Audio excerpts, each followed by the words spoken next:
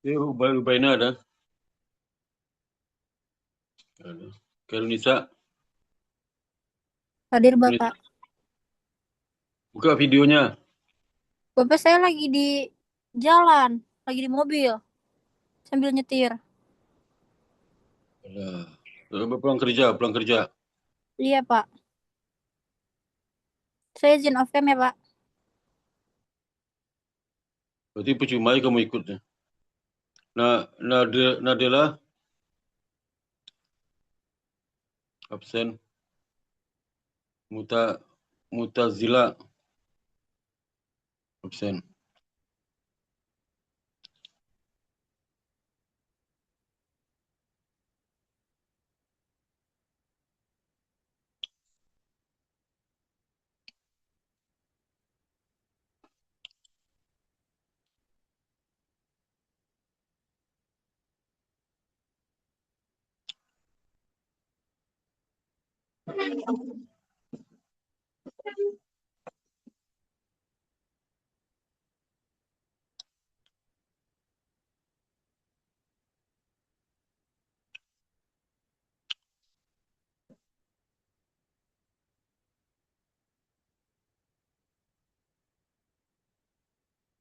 Alah, absen.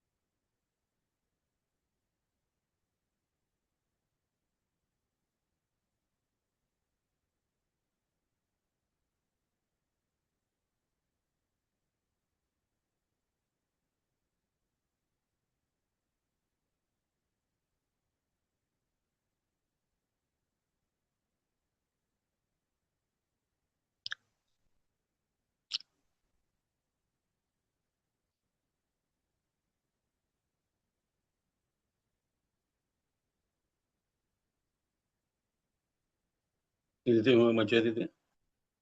Itu macam titik.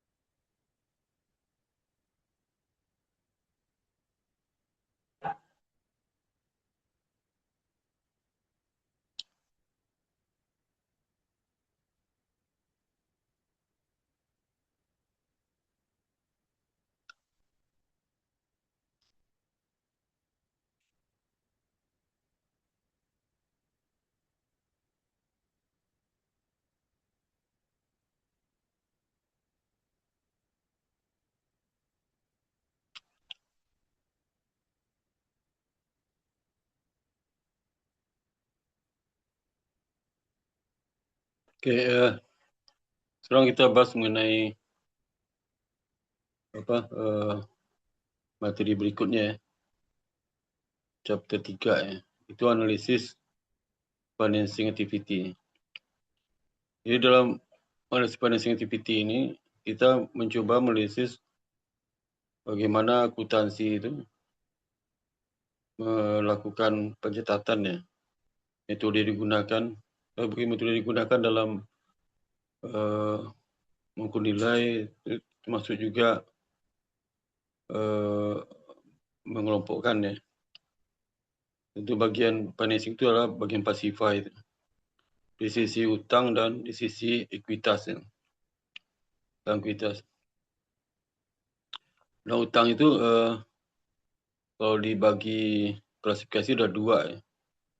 Setelah akuntansi pasti udah tahu lah ya. Itu utang pendek, utang current liabilities, utang jangka panjang non current liabilities ya. Jadi current liabilities itu ini refresh saja.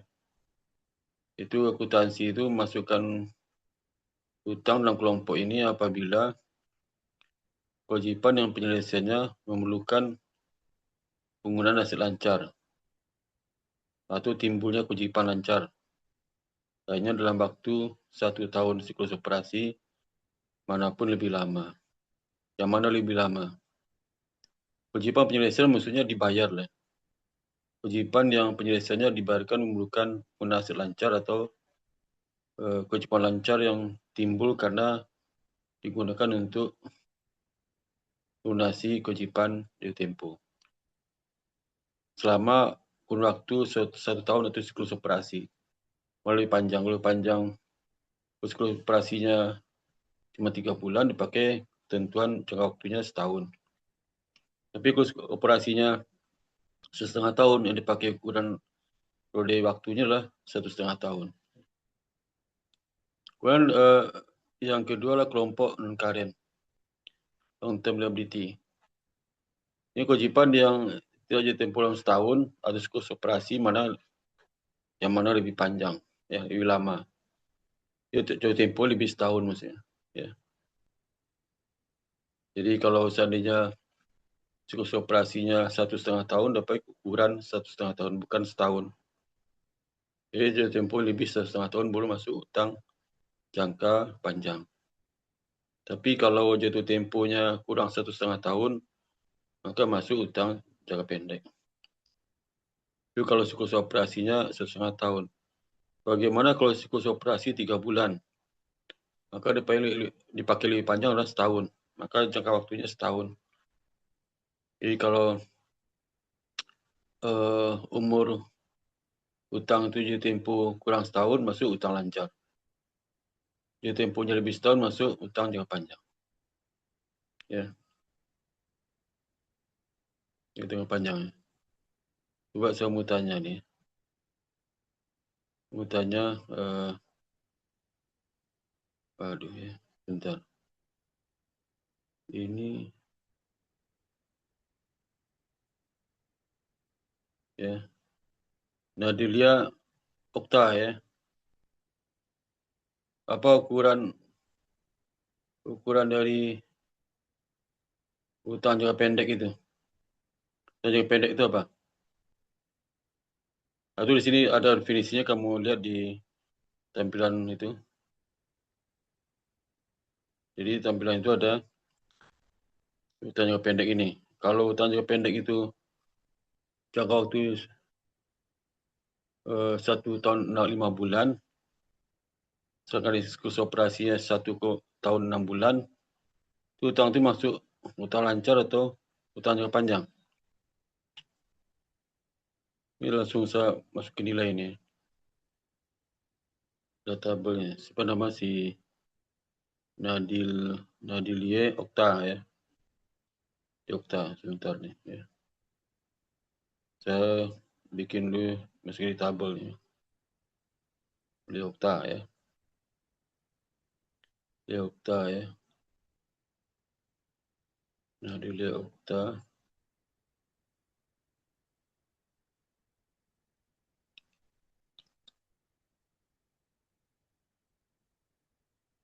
Nadilie Okta ya. Okta. Satu di apa tadi ya, di apa? Nah, ini. Nadilie Okta nih. Nah, ini. Okta masukin tabelnya. Okta ini.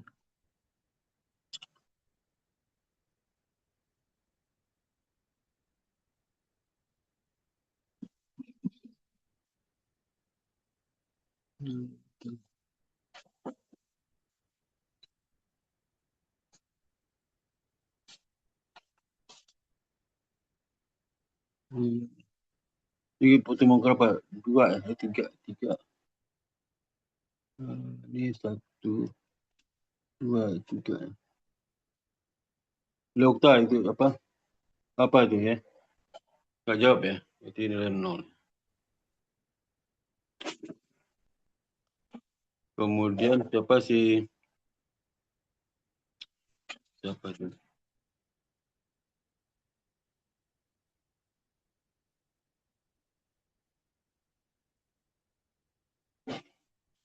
Negara Indonesia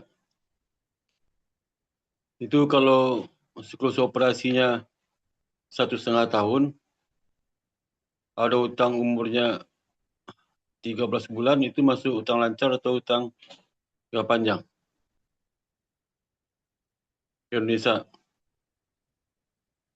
berarti nggak usah jawab ya. Ini 0 ya. Ini saya setiap masuk nanti nanya Surani ya. Ya kalau nggak bisa jawab ya saya kasih 0 aja.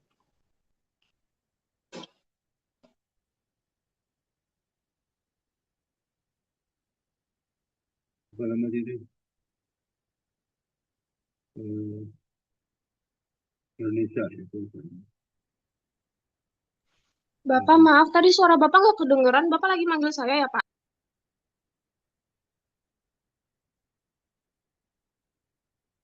Mana kedengaran kamu bawa mobil, mana kedengaran sama kamu. Saya lagi bawa motor, Pak. Maaf, Pak. Pasti nggak kedengaran lah, kamu bawa mobil.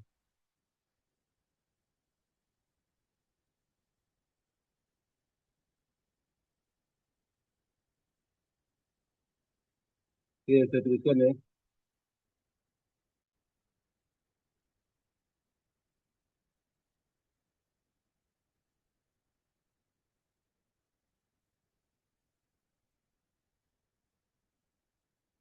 Oke. Nah, kenapa bos? Berikutnya. Nah, ada berapa alternatif klasifikasi ya. Ini biasa klasifikasi ini kita lagi azan ya, kita lagi azan. Ya, azan. Kita berhenti dulu ya azan ya.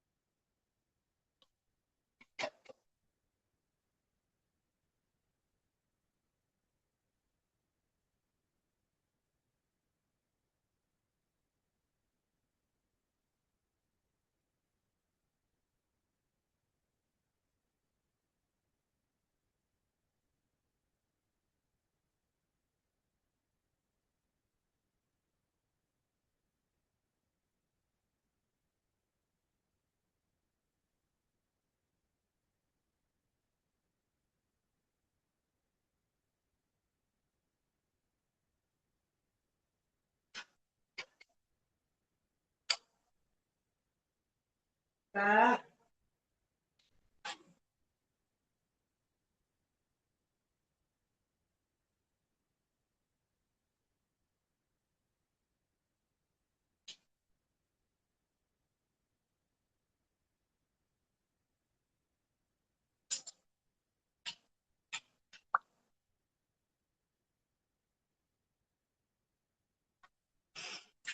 selanjutkan ya. Jadi ini kelompok utang ya. Kelompok utang yang berdasarkan pendekatan lain. Tapi bukan akuntansi ini. Ini biasa sisi keuangan ini. Keuangan. Terutama untuk analis ya. Jadi utang yang muncul dari tas operasi namanya operating liability. Tapi utang muncul karena financing. Financing itu biasanya utang yang untuk membiayai investasi. Ya. Kebanyakan utang jangka panjang, tapi ada juga utang jangka pendek ya. Financing liability ada bisa utang jangka pendek, bisa utang jangka panjang. Asal dia digunakan untuk membiayai investasi, bukan untuk membiayai aktiva modal kerja ya, aktiva modal kerja lah, seperti untuk membiayai hutang, persediaan ya, untuk beli bahan baku atau membiayai hutang itu kalau diberikan hutang kepada pelanggan, berarti perusahaan membiayai pelanggan gitu. Itu nggak termasuk dalam financing liability, itu masuk operating liability ya. Nah, penting juga fitur-fitur yang terkait dengan hutang ini harus dianalisis ya. Analisis liability. Dalam analisis liability itu analisis akuntansi terkait dengan liability. Pertama lihat termin dari in-depth hutang itu ya. Seperti jatuh tempo, tingkat bunga, pola pembayaran dan jumlahnya gitu ya. Itu penting dilihat dia temponya kapan ya. Kalau dia itu dia temponya kurang setahun, biasanya akuntansi masuk ke hutang lancar. Tapi bukan operating liability itu. Itu adalah masuk ke financing liability. Ya. Bukan operating liability. Ini financing liability. Meskipun dikelompokkan oleh akuntansi sebagai hutang lancar. Ya. Itu harus ditarik kembali ke financing liability. Kalau untuk tujuan analisis keuangan, nah itu masuk kelompok financing liability. Hutang yang digunakan untuk biaya operasi, biaya investasi. Dan kedua, restriction dilihat, terutama dalam mengerahkan sumber daya. Ya, sumber daya. Ya. Ya, benar. Bentar ya. Ini kok.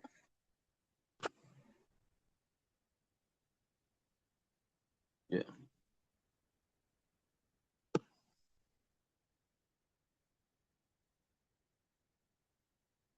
Ya. Sumber daya dan menjalankan aktivitas bisnis. Ya, sumber daya dan untuk mengerahkan sumber daya dan bagaimana menjalankan aktivitas bisnis. Ya. Guna kemampuan dan fleksibilitas dalam mengejar pendanaan lebih lanjut. Ya. Jadi bagaimana kemampuan dan fleksibilitasnya. Jadi terutama baik itu pembiayaan untuk aktiva yang terkait dengan modal kerja ya, dan juga pembiayaan untuk investasi. Berapa kewajiban untuk modal kerja, ya. Rasio hutang terhadap ekuitas, dan angka keuangan lainnya. Jadi kewajiban untuk modal kerja itu sama dengan berapa hutang yang digunakan untuk aktivitas operasi ya. Kemudian hutang yang total hutang dibandingkan dengan ekuitas. Ya. Angka keuangan lainnya itu penting ya. Kalau rasio hutang terhadap ekuitas sama dengan leverage ya. Makin tinggi hutang, tinggal leverage-nya makin tinggi. Sehingga risiko dari dari keuangan perusahaan itu tinggi. Ya. Kemudian kalau kewajiban terkait modal kerja, tentu saja kewajiban operating ya, liability. Dia kata hutang jangka pendek, tapi tidak semua hutang jangka pendek operating liability ya. Hutang jangka pendek yang berasal dari hutang jangka panjang jauh tempoh kurang setahun itu masuk ke financing liability. Nah, pertanyaan Pak, kita menggunakan kelompok aktiva lancar tuh, kelompok hutang lancar atau hutang jangka panjang atau kelompok operating liability atau financing liability. Ya, dua-duanya dipakai ya, sudah dipakai. Ya. Kalau rasio-rasio yang disajikan di laporan keuangan itu rasio yang berasal di kelompok hutang lancar, hutang jangka panjang. Tapi kalau ingin melihat berapa hutang yang untuk modal kerja, nah tentu saja hutang yang berasal dari proses operasi. Ya. Kemudian juga itu sebaliknya hutang jangka panjang, ya, hutang financing liability. Ya. Lalu juga di VTP itu dilutif konversi. Jadi kewajiban tunduk pada kondisi tertentu ya, subjek tu ya, yang tergantung pada kondisi tertentu. Itu dilutif konversi ini biasanya ada nggak sebuah utang itu punya fitur dilutif konversi seperti convertible bond ya. Kalau ada itu hati-hati melihatnya. Karena convertible bond itu ada sebagian dari convertible bond itu, obligasi convertible itu masuk ke akun equity. Itu hak konversinya. Hak konversi itu dihitung dari selisih harga pasar obligasi dengan hak konversi dan harga pasar dengan obligasi tanpa konversi. Selisih itulah premium share konversi equity. Nah, itu masuk ke equity, kelompok equity. Kadang perusahaan itu bisa jadi belum dipisahnya. Nanti convertible bond misalnya nilainya 1.200.000. Nggak ada di ekuitas itu premium share konversi equity, nggak ada. Berarti dia belum pisahkan. Harus dikoreksi sebagai analis keuangan, harus dikoreksi. Dan dampaknya kepada ukuran debt to equity ratio leverage ya. Dan juga kalau di perbankan tuh kecukupan modal, pengaruh kecukupan modal. Kalau dipisahkan modalnya bertambah, leverage-nya jadi berkurang. Ya. Itu juga keterbatasan terhadap prohibit kemungkinan pembayaran seperti dividen. Itu hati-hati ya di bagian analis yang lagi menganalisis keuangan, financial activity ya, analisis terkait dengan operating liability ataupun financial liability itu ini harus dilihat ya. Ini terkait dengan akuntansi apakah ada informasi tempo ya, kemudian interest rate-nya, karena penting juga melihat apakah beban bunga itu masuk ke mana. Ya.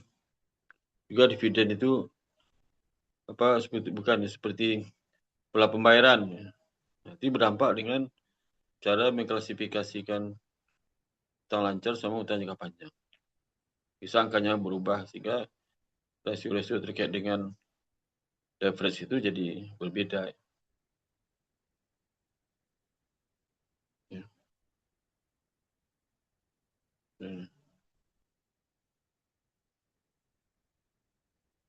Dan bagaimana kalau kewajiban itu berasal dari leasing, ya, itu leasing.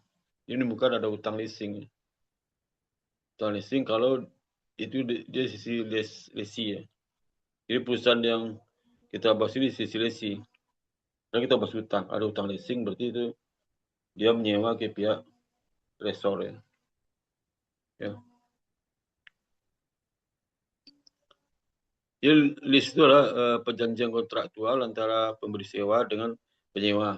Pemberi sewa itu pemilik ya, si lessor, mesti si lessor. dan penyewa itu si lesi. Jadi pemberi sewa ini ya penyewa itu yang memberi sewa dan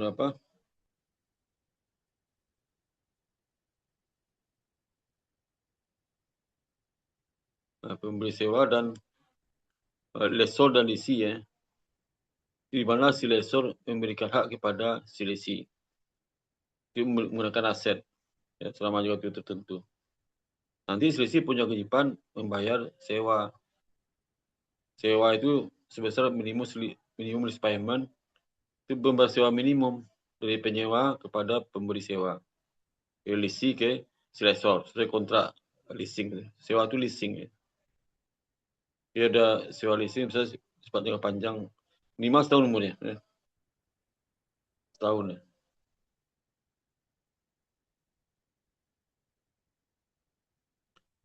Nah, bagian akuntansi leasing dan pelaporan.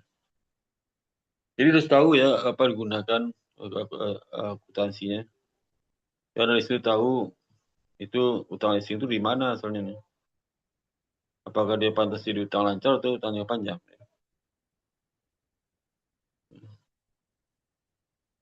Jadi seorang analis harus tahu juga mengukur dan menghitung dan melaporkan. Atau kalau benar tempat laporannya jumlahnya itu ya. Jumlah gimana ya? Apakah jumlah itu sudah present value kan minimum lease payment sisa umur dari leasing itu. Itu kalau di present value kan minus sisa minimum lease payment. Ya itu berapa itunya? Berapa harga pasar saat ini ya? Dari leasing itu ya. Berapakah pasar hutang leasing itu? Jadi ini sebenarnya setelah akuntansi yang lama nih. Setelah akuntansi yang baru ini, jadi akuntansi leasing dan pelaporan itu, akuntansi leasing itu bisa beda nih di sisi lesi, hanya capital leasing aja. Capital leasing udah nggak ada. Itu setelah akuntansi yang baru ya, 2026 ya, 2025. Itu PSK yang baru, PSK tentang terkait dengan hutang, sewa, hutang sewa leasing ya. Di sisi lesi itu hanya kapitalis saja yang ada. Kalau data leasing, diakui sebagai kapitalis, baru dicatat ya. Tapi di sisi lesor adanya di sisi lesor bisa dua, bisa sebagai capital leasing, bisa operating lease. Ini kan ngiri juga ya. Karena kalau dia capital leasing ya, si lesor kan kalau si lesi nggak capital leasing ya, si lesor kan dia catat sebagai ini sebagai capital leasing juga ya. Di mana capital leasing itu saya serahkan barang sewa itu ke si lesor udah mengkredit mesin leasing atau kendaraan leasing. Jadi nggak ada lagi di pembukuannya ada aktiva leasing ya. Kalau diserahkan kepada lesi yang sifatnya kapitalis. Ya. Sehingga di dalam neraca lessor itu tidak ada aktiva yang di leasing menggunakan metode kapitalis. Ya. Lalu dicatat oleh si lesi. Jadi lessor ngecatat lagi itu bukan aset dia. Tapi anehnya kalau dia itu, karena lessor itu dibagi dua kan, jenis transaksi leasing itu. Capital leasing sama operating leasing. Lucunya asesor punya operating leasing. Kalau operating leasing artinya apa? Leasing yang disewakan miliknya si lesor, ada di posisi keuangan, ada aset, catatan di lesor itu aset, itu ada di bagian aktiva tetap itu aktiva leasing. Aset. Tapi pada saat sama si lesi itu tetap mengakui sebagai sebagai aset dia juga karena capital leasing kan. Di sini ini double nya. Waktu saya ke IAI ya diskusi ini, saya tanya tuh, kok bisa nggak sama? Kalau di lease itu operating lease, capital lease, di lessor itu hanya lessor itu ada 2 ya. Capital leasing dan operating lease. Nah kalau capital leasing, dia capital leasing, berarti dia nggak mencatat aset, dia catat oleh si lessee ya. Lessor mencatat sebagai aset dia karena sudah diserahkan. Sehingga diserah pembukuan nasional tidak double kan. Tapi kalau di operating leasing di sisi lessor itu mengakui aset dia. Sedangkan si leasing mengakui aset dia juga. Ke segi lessee dia capital leasing, di si lessor dia operating leasing. Nah, itu repot. Saya tanya nggak bisa jawabnya.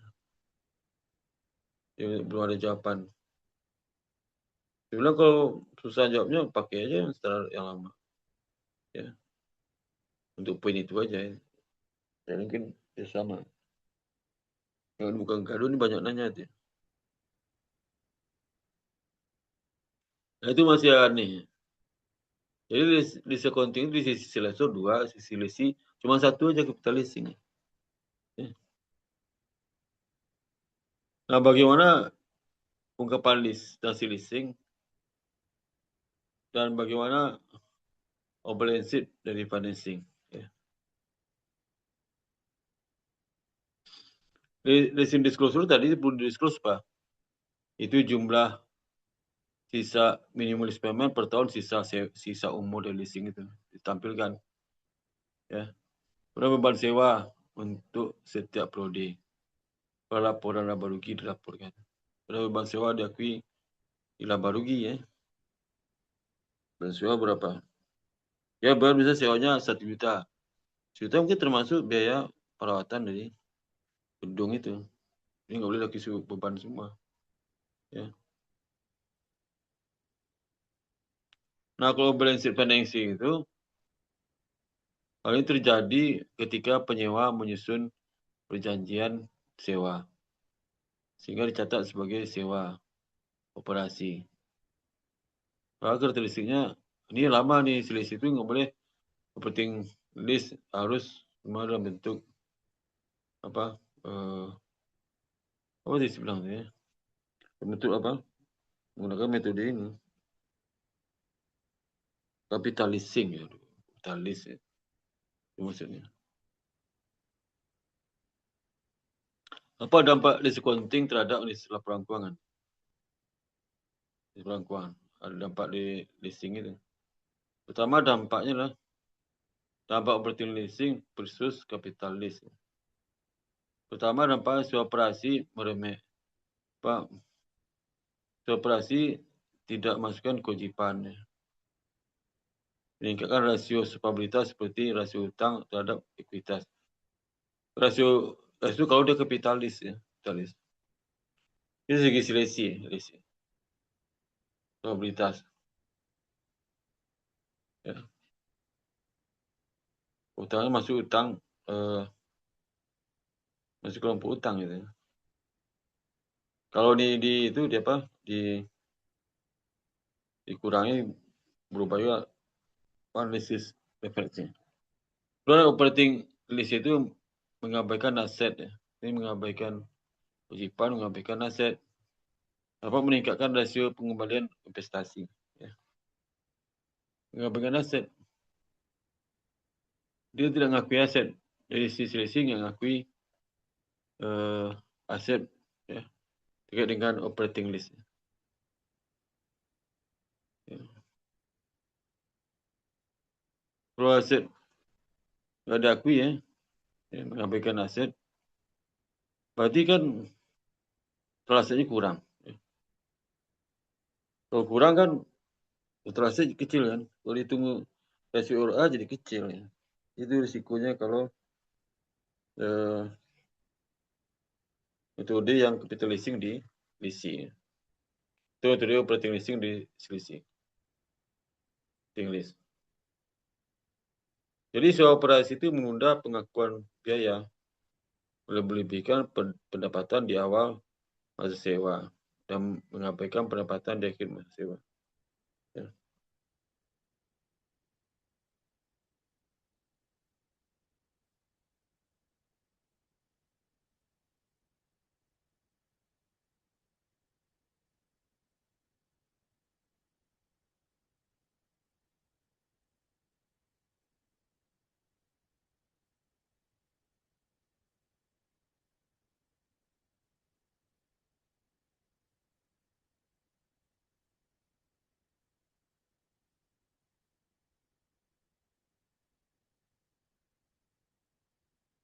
Nah, bagaimana kita mengkonversi peti leasing ke kapitalis?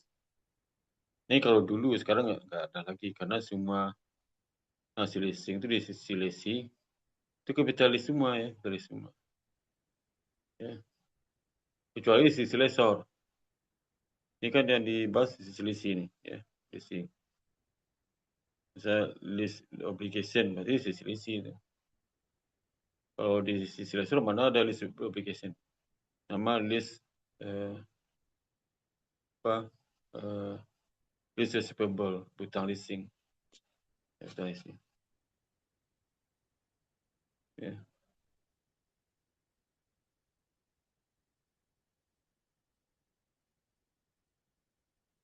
Jadi dengan hasil mengkonversi dari peti leasing ke kapitalis, nanti akan bisa disusun lagi income statement-nya, komisi ekuitasnya. Biasanya berubah. Ya. Kalau tidak penjualannya ya bisa berubah. Menggunakan fasilitas lain itu.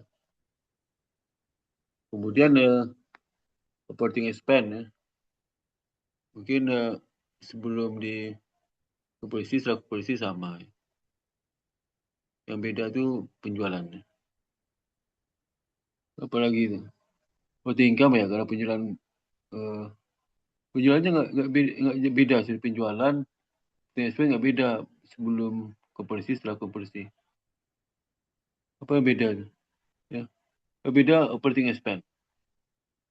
Kalau dia operating ya, ya. Operating itu berarti dia akui beban sewa. Ya. Operating expense naik. Tapi begitu konversi, beban sewa hilang. Konversi jadi kapitalis. Tapi aset nambah. Aset kan bertambah ya. Asetnya ya. Karena beban bunga jadi apa? Kalau sebelum itu beban bunganya expense ya, kecil dibandingkan setelah ada konversi. Ya, konversi. Kenapa? Karena kalau dikonversi ya, kan bukan hutang leasing. Hutang leasing itu amortisasi ada bunga implisit, maka lebih tinggi bunganya. Kemudian apalagi itu yang mengenai discontinued operation, itu sama aja, nggak ngaruh. Yang ngaruh pertama terkait dengan operating activity lah, bisa pengaruh situ. Karena dana itu digunakan untuk pengembangan fasilitas infrastruktur di perusahaan. Makanya dia ya, hati-hati juga karena kena rayap dan sebagainya.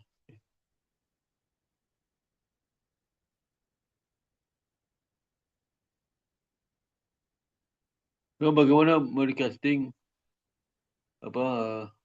based by income statement, laporan income ya. Based by itu nama perusahaan ya, perusahaan. Based by itu nama perusahaan. Bagaimana recasting? Nah, setelah recasting itu artinya setelah eksekusi selesai, recasting itu ditata lagi. Pertama beban personal menurun ya. Jadi setelah recasting menurun. Ya.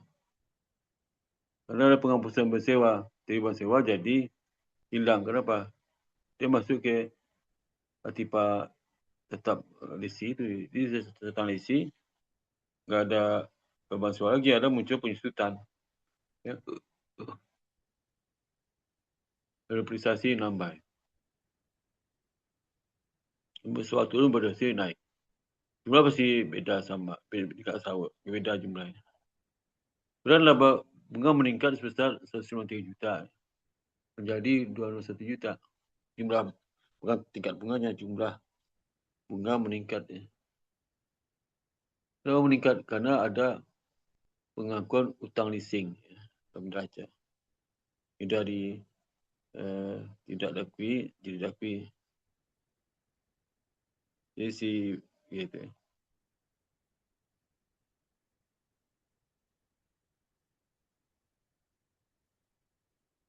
Kalau bersih bisa pastikan kalau di sini kan turun. Turun kenapa? Karena beban apa sewanya hilang diganti beban substan ya. Prestasi. Ya. Karena kalau beban sewa hilang dia masuk operating leasing ya. Leasing. Tapi faktanya kan nggak boleh lagi. Leasing itu menggunakan operating leasing. Jadi hasil recasting terkait dengan financing itu ya, maka saldo berdampak terhadap lebih sangat substansial lah saldonya. Setelah aset dan setelah kewajiban, keduanya meningkat. Kalau meningkat ada off jadi on. Ya ada aktiva leasing sama hutang leasing. Ya. Peningkatan kewajiban terdiri dari pemerintah peningkatan baik kewajiban angka jangka pendek ya dan juga maupun kewajiban jangka panjang ya. Ini ada angkanya di contoh. Ini ada contoh kayak bukunya base by itu ada perusahaan di contohnya ada. Nah, pos lain dari financing itulah namanya post retirement benefit, manfaat setelah pensiun. Manfaat pensiun ya. Ada dua jenis post retirement benefit. Jadi ada manfaat diterima oleh karyawan tidak bekerja lagi. Itu ada dua jenis. Pertama pension benefit dan other retirement employee benefit OPEB. Ya. Jadi kalau pensiun benefit, manfaat pensiun, pihak pemberi kerja menjanjikan manfaat finansial kepada karyawannya.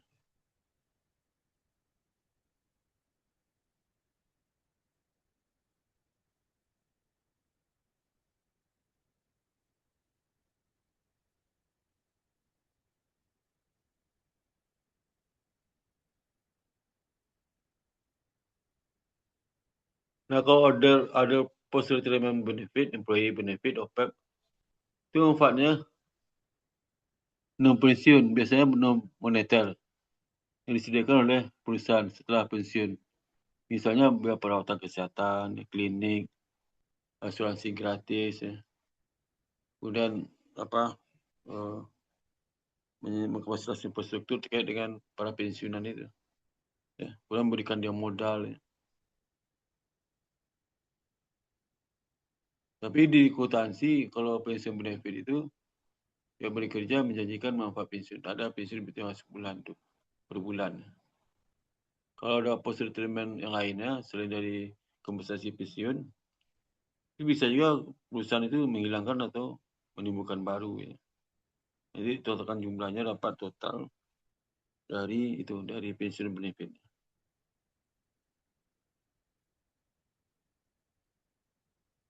Nah, kemudian bagaimana basic pensiun itu? Basic pensiun, program pensiun itu dari nama program pasti ada perencanaan ya. Ada program desain dana pendanaan, apa dana dari yayasan dan pihak lain. Ya. Vesting, non moneter. Vesting ya. Hak karyawan atau tunjangan pensiun terlepas dari apakah karyawannya tetap bekerja di perusahaan atau tidak. Jadi diberikan setelah yang bersangkutan sudah tidak bekerja lagi di perusahaannya. Ada kategori program pensiun itu apa? Ada dua kategori program pensiun. Ini di mana masing program itu industri tersendiri. Jadi halnya beda.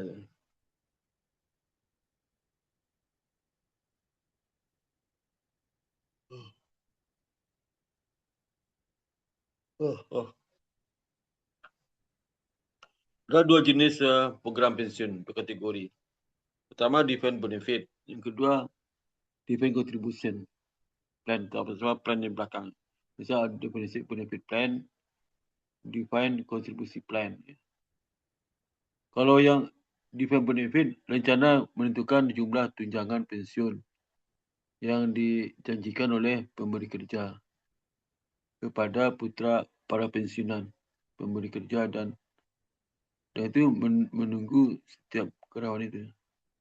Kalau meledak habis semua. Banyak karyawan nggak tahu. Jadi define benefit itu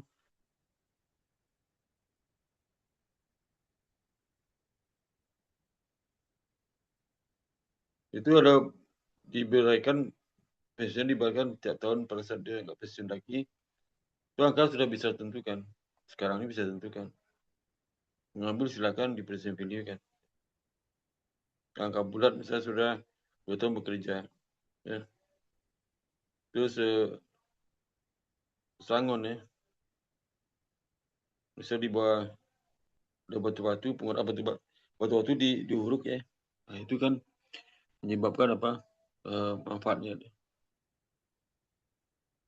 Tapi kontribusi adalah sebuah rencana yang menentukan jumlah kontribusi pensiun yang dibayarkan oleh pemberi kerja ke dalam program pensiun. Orang menanggung risiko. Oh, yang pertama kan pemberi kerja yang menanggung risiko. Ini karyawannya, terbaliknya. Jadi pensiun kalau yang define benefit itu yang menentukan itu direksinya. Ya.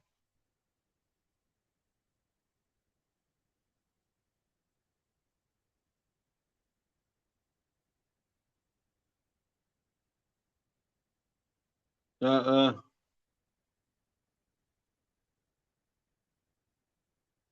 yang bekerja fokus dari analisis pensiun. Jadi ini setelah saya bahas akuntansi kenal, jadi ada angkanya, dampaknya ke setelah perangkuan seperti apa.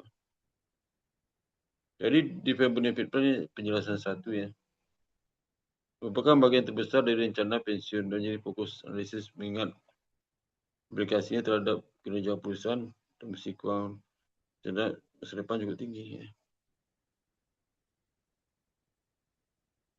Jadi masyarakat harus menyediakan dana. Masyarakat dibacakan dana juga tahun berjalan ya.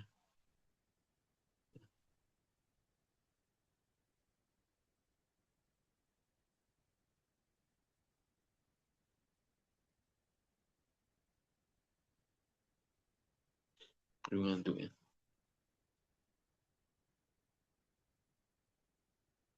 Dia fokus pensiun itu analisis itulah. Kalau program pensiunnya kategorinya lah define benefit plan. Kontribusi plan karena dia tidak ada problem kutasi, lebih simpel. Jadi nggak ada present value segala macam. Pesan dibayarkan ya gaji dibayarkan kepada karyawan, setelah itu dipotong uang pensiunnya. Atau kalau tanggung perusahaan namanya beban pensiun pada utang pensiun. Ya. Nanti ada pembentukan dana oleh perusahaan ke dalam program pensiun itu. Nah, elemen dari pensiun, proses pensiun itu mulai dari apa? Employer itu pemberi kerja itu membuat pencadangan dana pensiun fund, kontribusi perusahaan terhadap program pensiun. Program pensiun apa yang ini? Program pensiun dipakailah define benefit plan ya, bukan define benefit ya. Tapi define benefit plan ya. Berarti yang pertama, kalau kedua enggak. Yang pertama lihat, yang kedua itu lebih sederhana ya. Itu dibayarkan bersifat pada utang pensiun. Itu ada jurnal satu, jurnal itu yang kedua jurnalnya saya membayar. Cash, debitnya apa? Maka mengurangi utang pensiun. Utang pensiun dikurangi. Ini tidak langsung itu. Nggak boleh diakui laba rugi dalam kegiatan itu. Kalau terkait dengan saham. Ini elemen dari proses pensiun seperti tadi sudah buka juga. Pemberi kerja membentuk dana pensiun. Karena pensiun itu sudah terkumpul dikasih ke employee dari uang pensiun. Ya. Kalau tengah itu banyak program lain yang hanya sesederhana itu. Ya.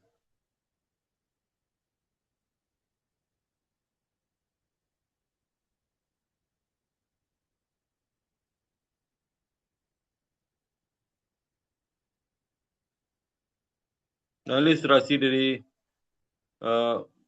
program pensiun manfaat diterima oleh karyawan setelah dia nggak bekerja lagi. Ilustrasi ini sebenarnya simpel ya. Ini sudah mengerti bagaimana utang pensiun itu diangkat dari mana gitu ya. Jadi ada prode pre-retirement sebelum pensiun ya.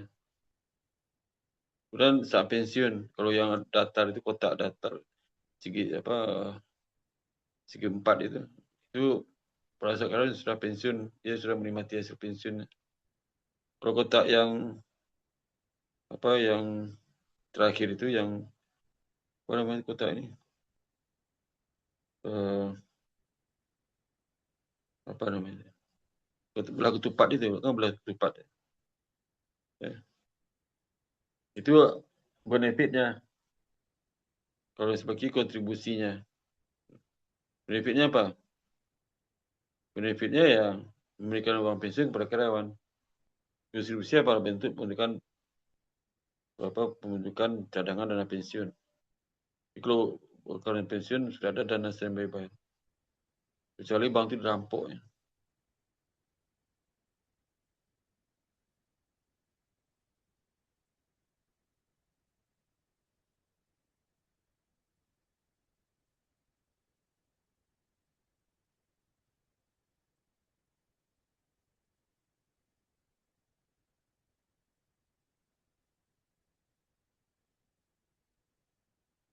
Jadi misalnya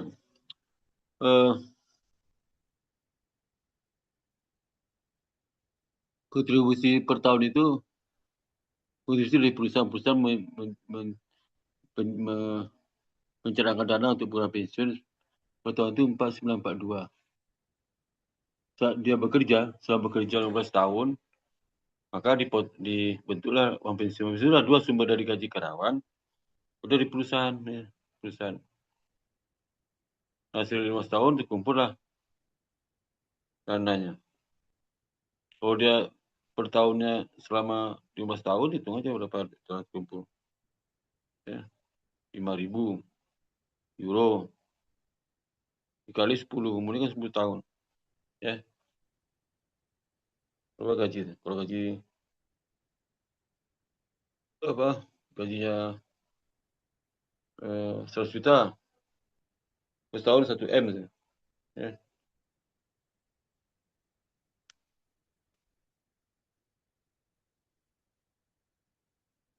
Ini selama 15 tahun ya. 15 tahun. Saya bekerja gajinya rata-rata seperti itu.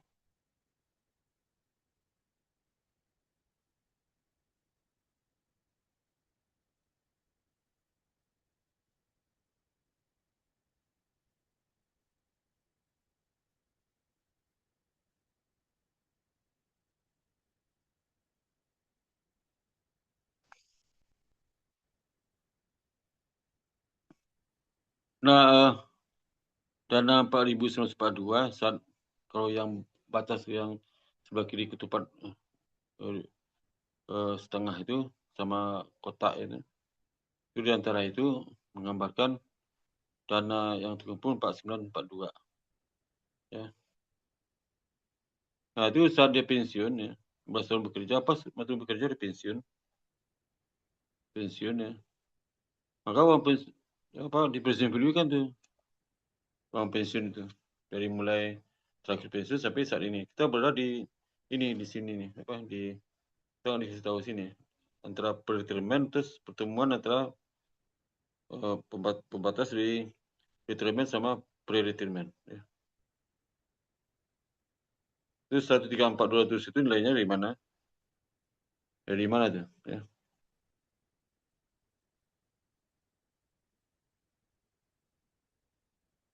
Pilih aja di sini ya. Aduh ya. Di awal nih.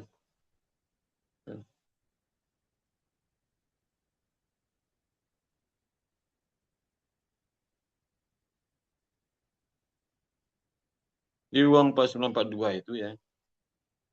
Di apa? Resolusi bisnisnya 492, 942. Kalau diberikan sama pensiun tuh. Nah, diberikan. Dia sekarang berapa itu? Itu sekarang kalau pensiunnya mereka sebulan 10.000 ya selama sekian tahun, selama ini berapa tahun ya? 20 tahun ya. Itu kan lain ceritanya.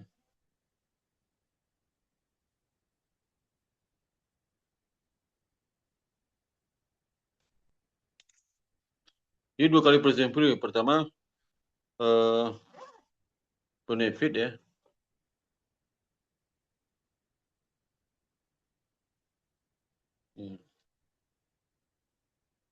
Perhatikan ya. Yang dibutuhkan untuk pembayaran selama 10 tahun. Per tahunnya 20.000. Presiden periode kan dapat 134.200. Itu presiden dapat. Kalau pensiun dia akan terima tahun itu 20.000 selama 10 tahun. Ya. Kenapa 10 tahun dia asumsikan setelah pensiun umurnya 65, pensiun 55 kan. Dulu masih 55 pensiun. Sekarang Indonesia kan per 55. PNS 58, kalau dosen 65 sampai 70 tahun ya.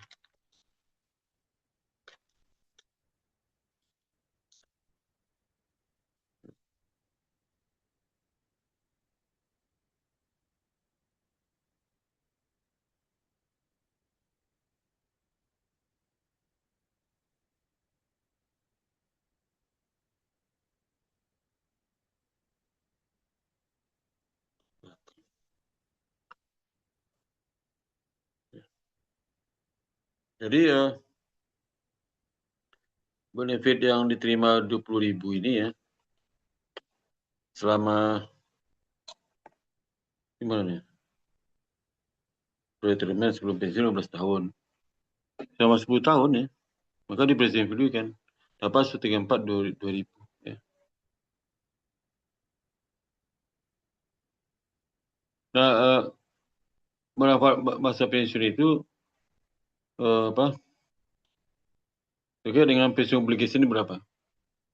Pensiun obligation. Jadi akumulatif benefit obligation-nya itu dari sekarang aktuaria dari manfaat pensiun masa depan yang akan dibayarkan kepada karyawan pada saat pensiun ya.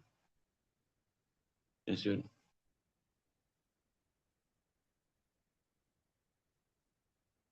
Tadilah dibayarkan 10 tahun 20.000 per tahun. Pensiun berikut kan dapat 134.200. 134.200 sekarang berapa nilainya? Kalau masih kerja 10 tahun. Kalau dia udah bekerja 5 tahun berarti ini tahun ke-5 ya. Di pensiun berikut tahun ke-5 dapatnya 134.200. Tempat ini dibentuk cadangnya selama 20 tahun, posisi 15 tahun ya. Ini berapa lama itu ya? Berapa per tahun? Kira-kira per tahun berapa? Dapatnya 4942. Per tahun dicadangkan dana sebesar itu oleh perusahaan. Agar nanti pada saat pensiun, terkumpul dana 134.200. Kemudian dibayarkan setiap bulan, setiap tahun 20.000. Agar tahun 10 itu sudah habis dan ya, kumulatif benefit obligation itu posisi utang pensiun pada saat tanggal laporan ya. Nah, kalau projected benefit obligation adalah estimasi aktuaria atas pensiun masa depan yang akan dibayarkan ke karyawan saat pensiun. Berdasarkan pikiran kompensasi masa depan. Masa kerja hingga saat ini. Beda apa? Yang community benefit obligation, yang PBO.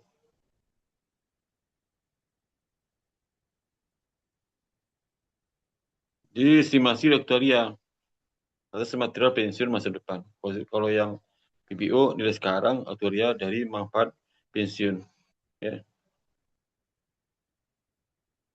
Jadi sama itu kelimanya. Dia ada hubungan antara plan asset dan funded status ya.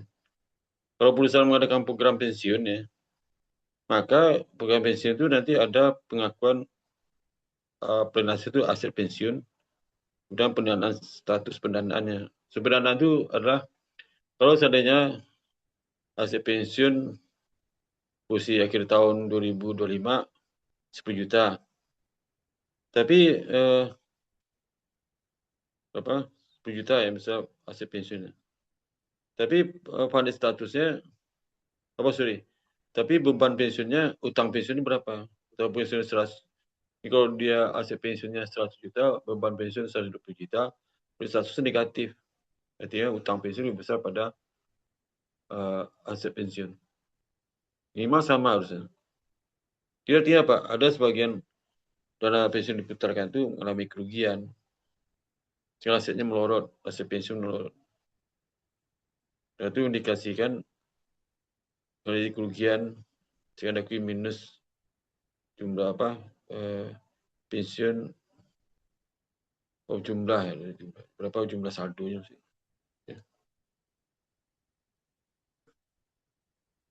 Jadi pertama peran aset. Peran aset itu apa?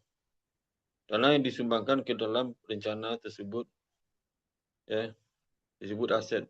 Rencana karena dana tersebut diinvestasikan dalam pasar modal. Misalnya kan perusahaan itu ada kewajiban 1.000, kewajiban 10.000 contoh. Maka di hasil pensiun pada saat awal itu 10.000 juga sama. Saat berjalan ya hasil pensiun itu bisa beda dengan utang pensiun karena perbedaan pengukuran. Utang pensiun menggunakan metode present value sama tingkat bunga. Tingkat bunga menggunakan dalam present value. Ini waktu uang.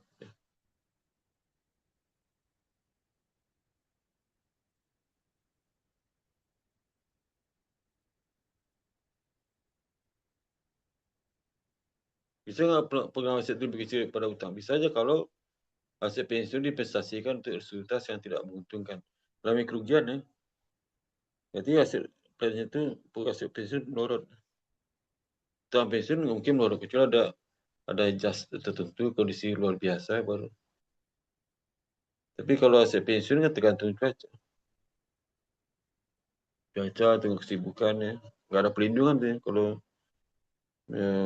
transaksi perbankan secara individu ya.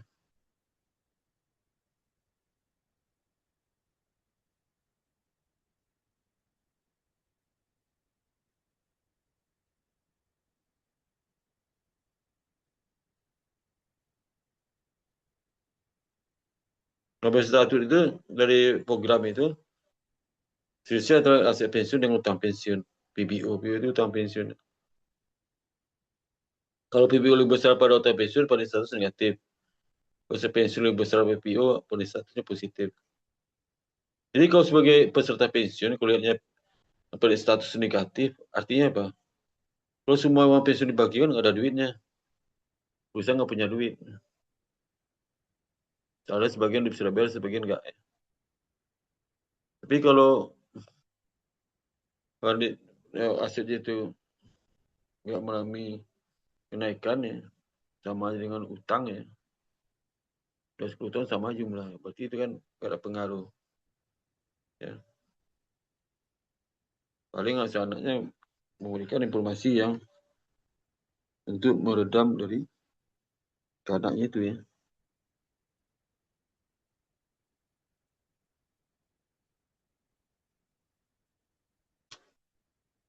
Nah, kemudian ada ekonomi pensiun cost ya. Ekonomi pensiun cost biaya bersih yang timbul dari perubahan posisi ekonomi bersih atau status pendanaannya. Terus perlu mencakup komponen berulang dari dan tidak berulang beserta pengembalian atau atas aset tersebut. Itu ada recurring pensiun cost ya. Biaya pensiun yang berulang. Ada recurring yang tidak berulang. Yang berulang itu seperti service cost ya. Itu sering terjadi, interest cost itu sering terjadi. Itu recurring. Apalagi itu. Yang dua itu ya. Dan kalau yang jarang terjadi sekali itu actuarial gains atau loss. Kalau sekali aktuaria itu menilai kembali, tapi nggak setiap saat. Ya. Kemudian proses Fiskos, dampaknya perubahan aturan rencana pensiunan PBO. Ya.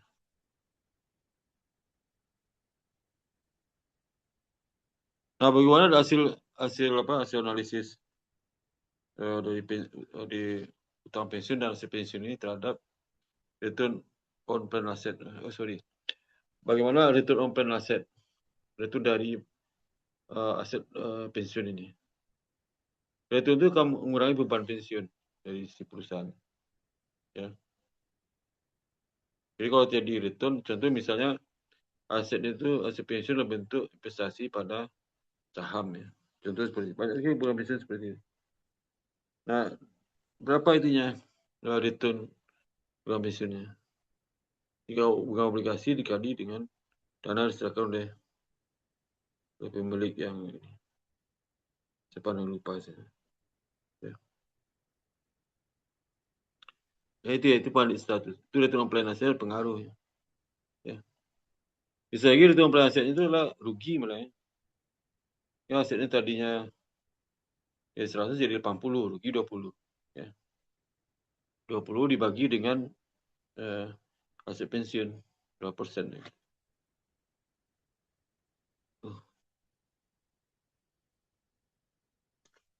Apa persyaratan dari akuntansi pensiun?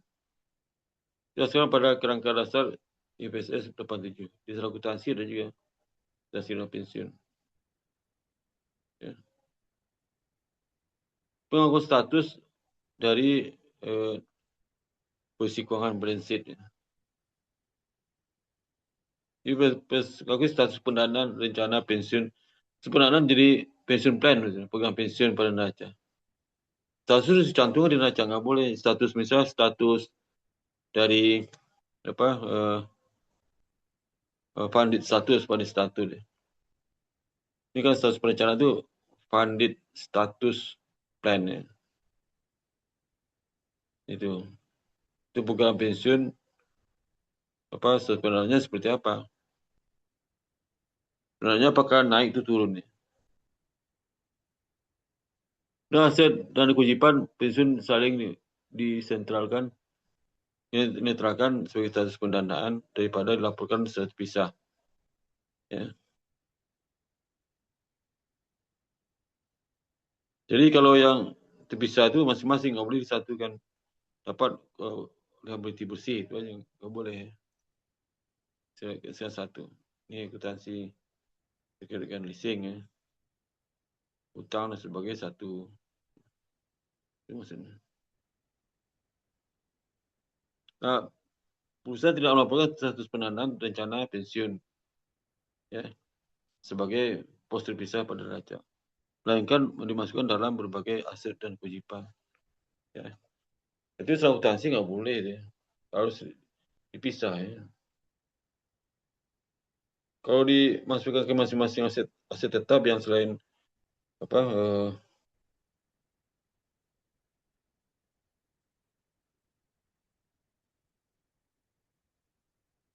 terus pendanaannya itu ya, terus pendanaannya di program pensiun ya.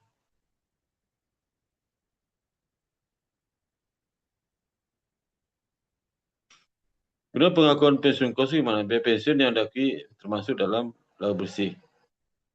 Ya. Dia sebagai pengurang. Kemudian pengembalian yang dirapkan return on asset ya. Expected return on asset. Rencana tersebut diakui dalam beban pensiun yang dilaporkan. Perbedaan keduanya itu adalah termasuk pengalihan aktual dan dilakukan ditangguhkan. Jumlah yang ditangguhkan ini secara bertahap diakui sebagai proses amortisasi. Itu program pensiun. Ya.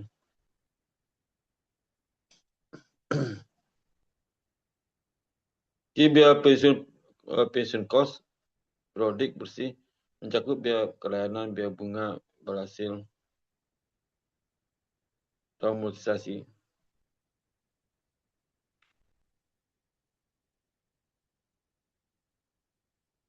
Kalkulasi balance sheet income statement effect ya.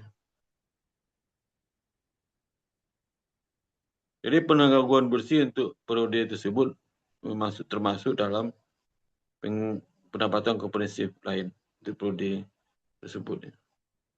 Penganggur bersih kumulatif termasuk dalam pendapatan komprehensif lain yang terkumulasi. Jadi tadi kan pendapatan komprehensif. Ini pendapatan komprehensif juga yang lainnya yang terkumulasi yang merupakan komponen ekuitas pemegang saham. Nah, ini proses persyaratan pensiun accounting. Dari pandang ekonomi, ada perbedaan, itu dilaporkan ya. Ini proses dari pertama melakukan deferral ya, service cost, interest cost, atau return dan plan aset sebagai pengurang dari service cost, atau real gain loss ya. Kalau dia laba menambah service cost kurang bantuan. Kalau prinsip terkait dengan service cost, guna pensiun count. Nah, habis itu nanti ada mekanisme, sorting mekanik.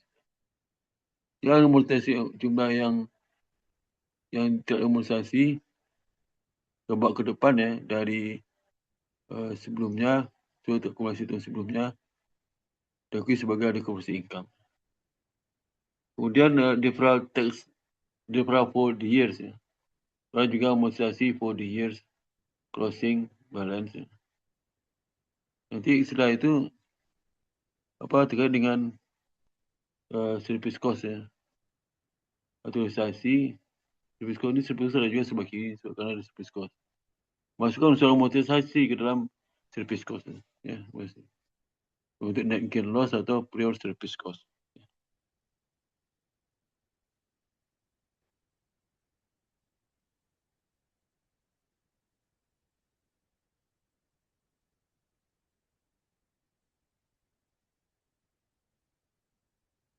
Jadi akuntansi OPEB itu OPEB accounting.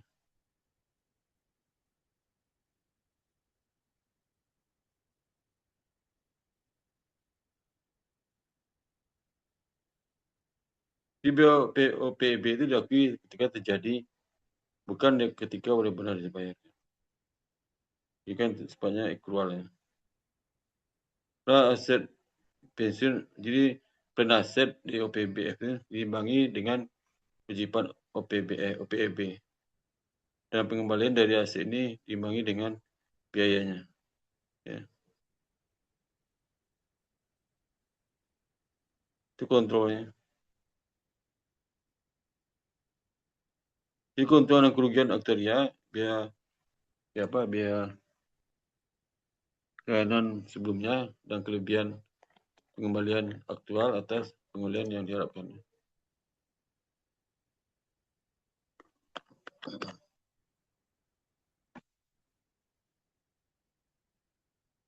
Berapa? Yang 9 ya. Kita sampai jam 9 kurang ya. Bentar lagi itu ya.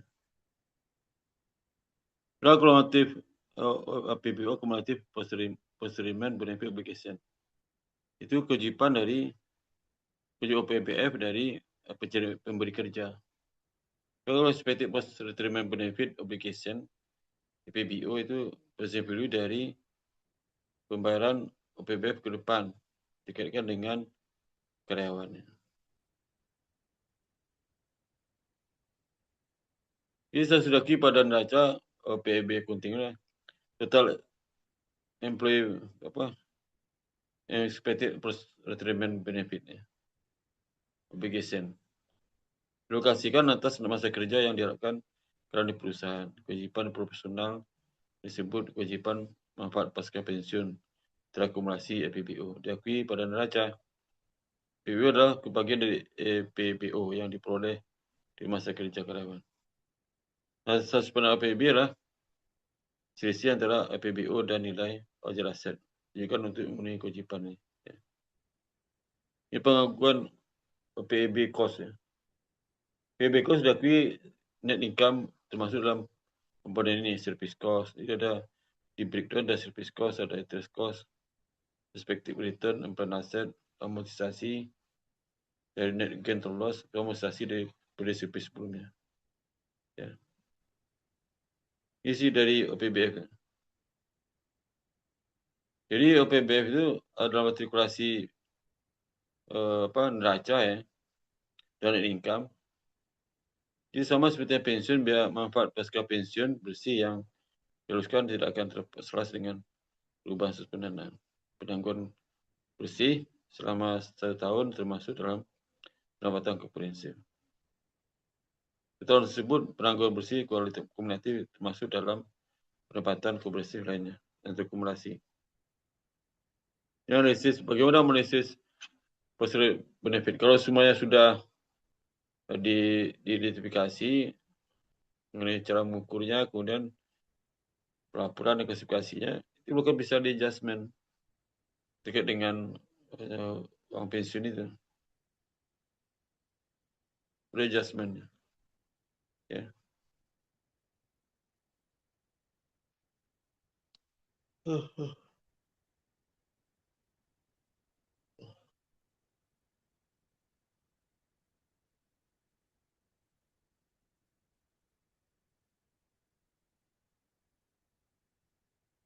Kemudian kontingensi dan komitmen. Kontingensi dan komitmen itu kalau beda kontingensi dan komitmen apa? Kontingensi itu terkait dengan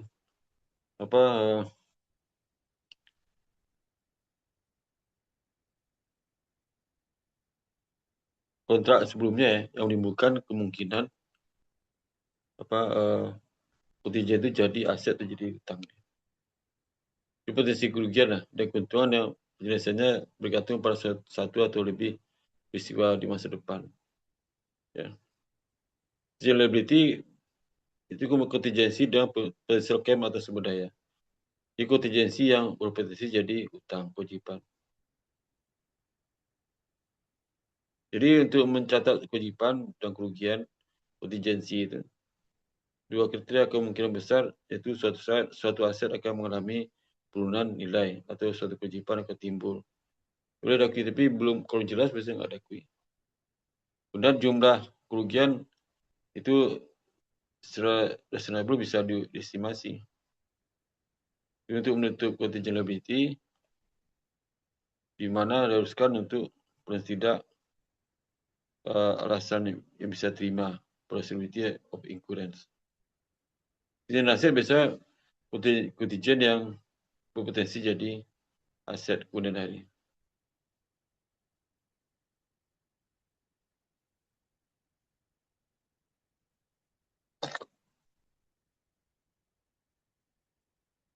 Kalau nulis kontingensi itu perlu perhatikan sumber datanya dari notes ya, disclosure, MDA, dan text disclosure. Kontingensi. Apa analisis? Pertama, periksa identity estimasi manajemen. Ini catatan mengenai kontingensi termasuk deskripsi kontingensi dan tingkat risiko. Gambar risiko, kemudian beban jika ada. Mereka mengenai bias untuk tidak mencatat atau meremehkan kewajiban kontingensi. Waspadai kerugian besar. Tinjau pengajuan SEC untuk detail cadangan. Analisis catatan pajak tanggungan untuk proyek profesi tidak dilakukan atau kerugian mendatang. Misalnya tanggungan itu kan ditangguhkan itu karena ada perbedaan perhitungan pajak perusahaan dengan pajak dari dinas pajak ya. Kenapa tangguh? Karena perbedaan. Karena perbedaan itu bisa karena ini perbedaan temporary. Perbedaan permanen itu nggak bisa diakui. Langsung mengoreksi saldo dari aset yang bukan sama seperti lainnya.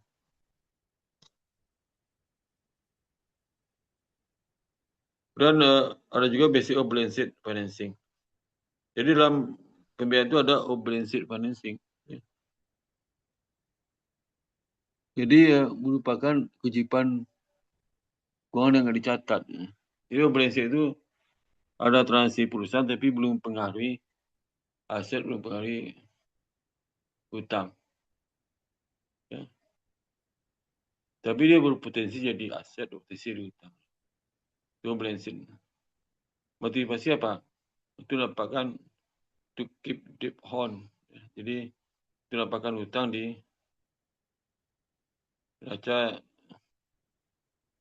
ya, di off on. Off itu artinya yang bekerja tapi nggak ada ikatan. Jadi gelapnya. Outsourcing. Ya. Jadi transaksi kadang-kadang digunakan biasanya kayak dengan transaksi yang diakui sebagai off-balance sheet financing ya. Jadi tetap bawa itu mereka semanual ya. Itu bagi-bagikan kalau ada yang beli pemberian uang dan sebagainya.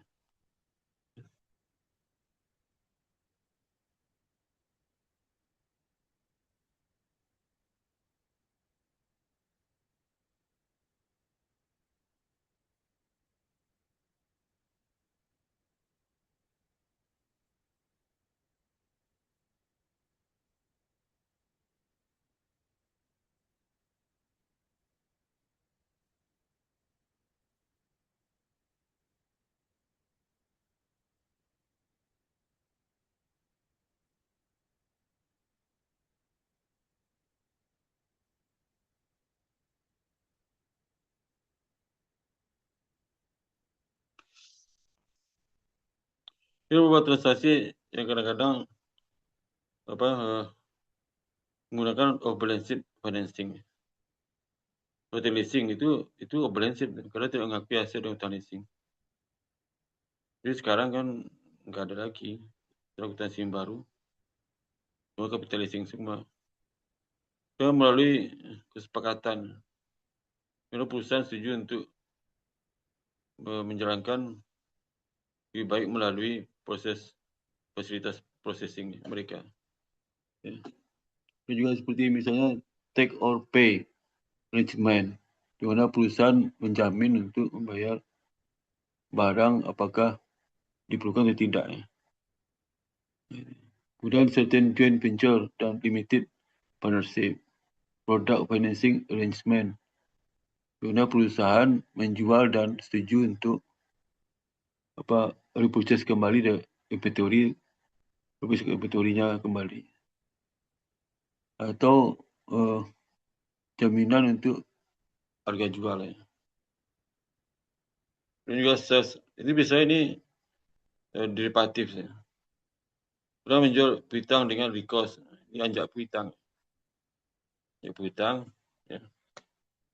Kalau dia jual piutang dalam bentuk garansi, berarti itu pasti terbuka. Waktu itu terjadi mesti terbuka transaksinya.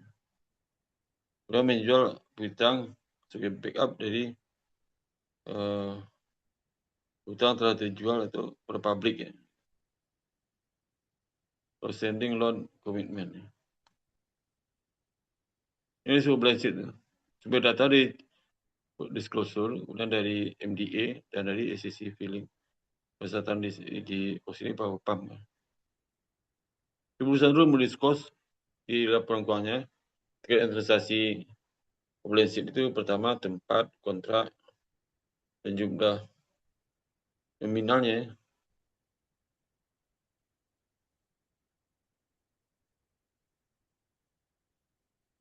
Ini ada termin ya. Ada juga kolateral atau security. Info buat konsentrasi credit risk dari counterparty atau grup yang counterparty. Itu grup counterparty. Dari counterparty atau dari grup counterparty.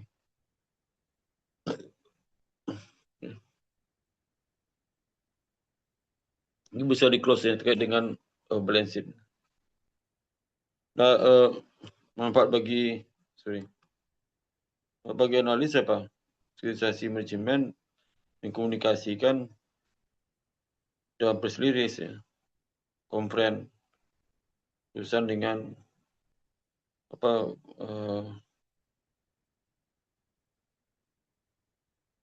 urusan yang itu yang lengkuang ini. Misal leasing, ya. Kemudian kredit mobil, ya, motor, ya, seperti itu. Nah, jadi manfaatnya itu sosialisasi manajemen, communication, dan press release. Kita bisa menulis catatan mengenai bagaimana manage pembiayaan itu perusahaan. Usul mata-mata dari obligasi kan susah juga. Obligasi itu kecil jumlahnya, tidak besar. Ya. Laporan keuangan ada, laporan keuangannya laporan keuangan yang diterbitkan oleh OJK itu ada obligasi. Tapi laporan keuangan yang diterbitkan oleh Bursa Efek Indonesia itu kan ketentuan yang berlaku, yang prakteknya. Prakteknya nggak ada seperti itu.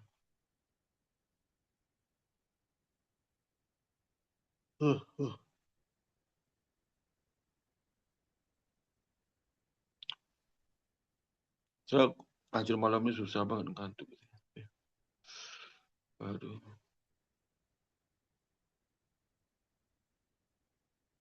Jadi ya, begitulah SPE. Ya. Ini saya cerita SPE sebelumnya ada SPE itu apa ya? Press ya. Ya spesial tujuan identitas tujuan utama lah dibentuk oleh dengan mensponsori perusahaan. Ya. Dan investasi equity investment. Some of which ya, beberapa itu harus dari independen pihak ketiga independen. Ya.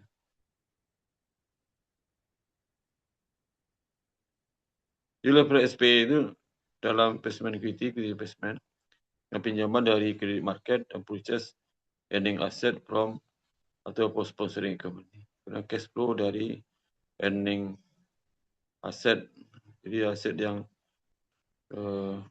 diperoleh ya, biasanya untuk membayar kembali hutang dan memberikan return ke bisnis perusahaan itu. Ya, with investor ya. Jadi investor kan seperti investor pemegang saham, pemegang obligasi, ya, pemegang dari obligasi. Tapi di sini kan obligasi berarti hak untuk menjual dan membeli opsi. Ilustrasi SP transaksi. Ada sponsor perusahaan sehingga piutang bisa diterima special purpose entity. Kemudian disampaikan kepada pasar obligasi. Kalau Indonesia kan bond market itu bersatu dengan stock market. Terus saya heran waktu saya keluar kemarin itu, ya terserah aja. Tunggu di situ enggak. Kalau nilainya tingkat dewa. Ya.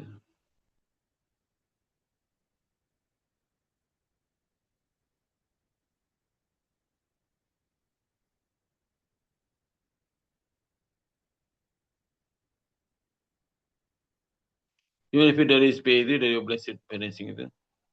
SPE bisa memberikan lower cost financing alternatif pada borrowing. Kalau bunga obligation financing itu bisa murah kan, banyak kan dari itu. Derivatif kan. Ya.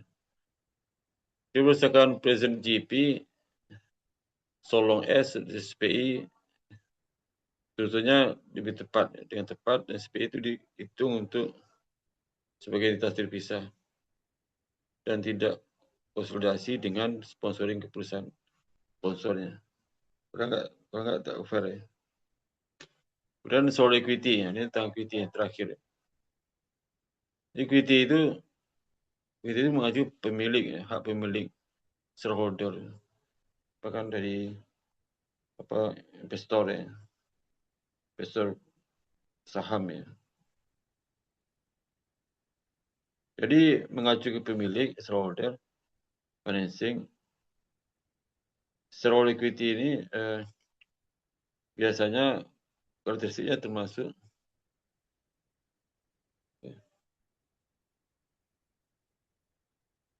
bentar.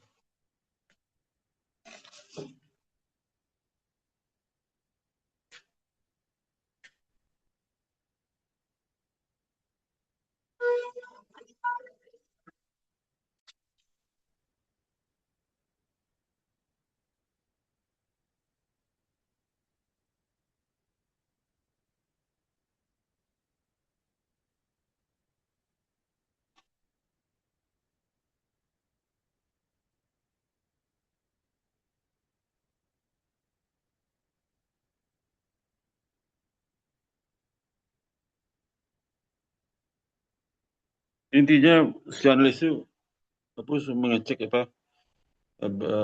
equity financing itu apa, kan equity itu tipe bersih.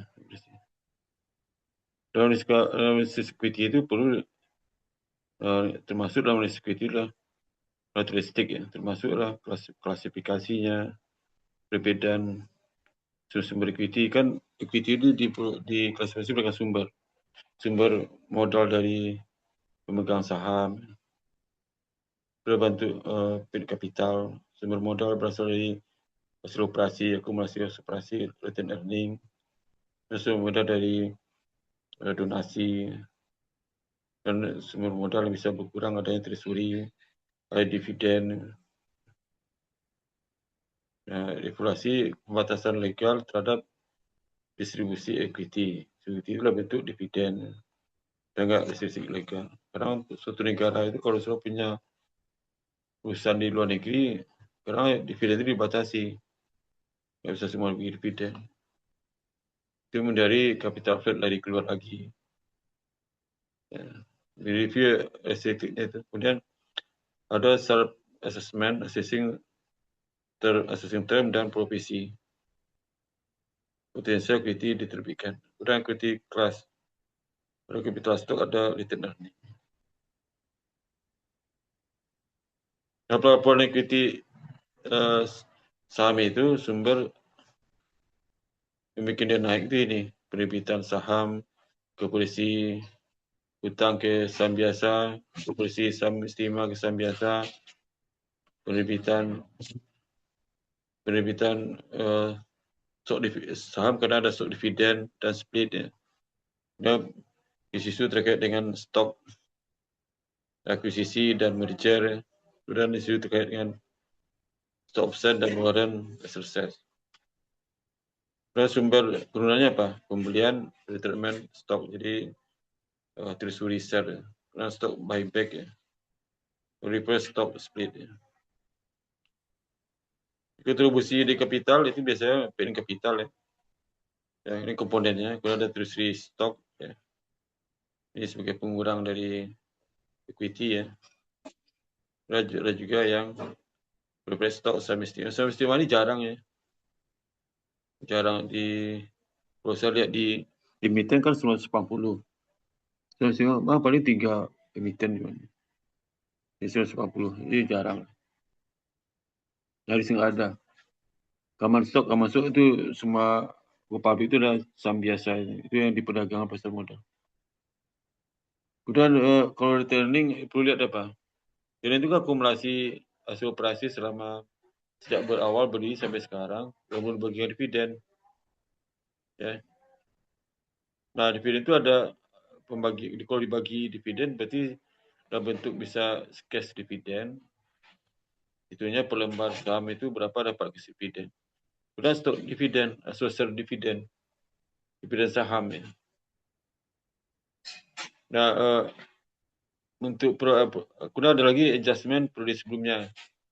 Ini kesalahan yang terkait dengan pendapatan dan expense pada masa lalu. Ya, itu dia adjust ke return earning. Dan juga terkait juga dengan pajak juga. Kurisi dan sebagainya. Jadi return earning tepat itu mengklasifikasikan return earning yang khusus ya. Yang khusus return earning ditujukan untuk cadangan reinvestment lagi atau untuk bayar dividen. Jadi statistik dari return earning itu concernnya lah dan persyaratan terkait dengan potensi dari return earning. Ya. Spin off atau split off ya. Spin off bisa distribusi sebagai stok ke shareholder sebagai dividen. Ya. Dia saham dividen, dividen. Aset investment dalam subsidi itu dikurangi dengan sebagai pengurangan return earning. Di spin off.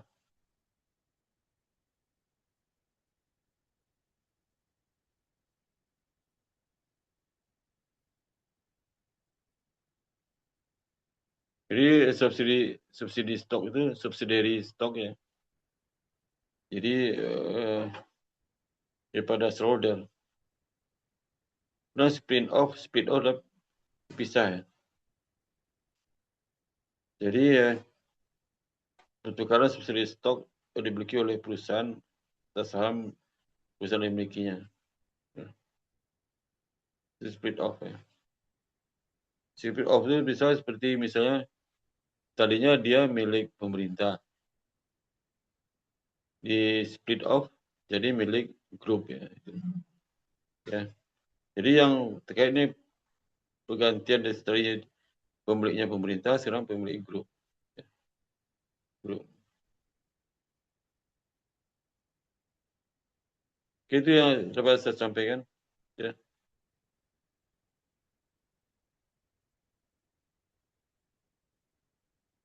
Ada pertanyaan sampai sini? Pertanyaan enggak? Tidak ada, Pak. Ya. Tolong buka kamera, saya mau foto kehadirannya. Cuma 2 orang hadir. Halo?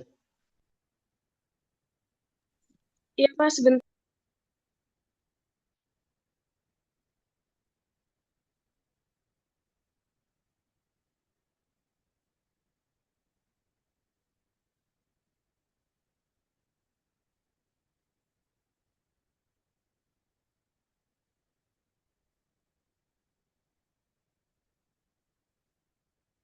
Kalau Nisa mana orang? Kalau Nisa mana? Kalau Nisa mana? Nih. Ya.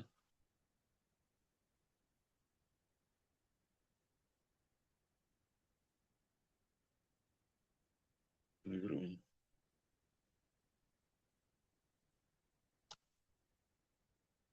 Ya. Oke, udah saya masukin ke grup ya. Oke, kalau ada pertanyaan, boleh saya sampai sini. Assalamualaikum warahmatullahi wabarakatuh. Waalaikumsalam warahmatullahi wabarakatuh. Terima Makasih, kasih Pak. banyak, Pak. Baik, sama-sama.